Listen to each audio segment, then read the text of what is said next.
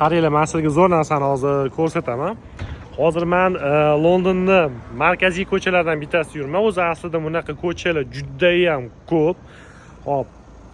Mana shu nechta do'konlarni ko'rdim. O'sha hijob, paranji deysizlarmi, erkaklarga, ayollarga islomiy kiyimlar juda ham ko'p, bir juda ham dahshat. Musulmonlar uchun mana bu yerda halol oshxonalar bor ekan. Mana bu yerda adashmasam Misr qanaqadir fondi, nimadirisi bor ekan. Bu yerga kirganim yo'q. Bu yerda hozir chap tomonda juda ham katta masjid bor ekan. Shu masjidga kirmoqchiman. Qisqasi Londonning musulmonlarga bo'lgan hurmati o'ta yuqori va e'tibor nihoyatda yuqori.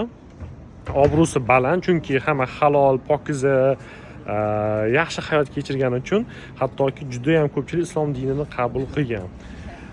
Shuni bir ilingim keldi. Bu yerda o'zi umuman olib qaraganda Londonda juda ham ko'p joyda halol restoran, fast food, pizza desa nima kerak bo'lsa topsanglar bo'ladi. Men yana burchesida turib videoga olyapman. Endi odamlar ko'p bo'lganiga ko'pchilikni video qilish sal noqulay. To'g'ri tushunasiz deb o'ylayman.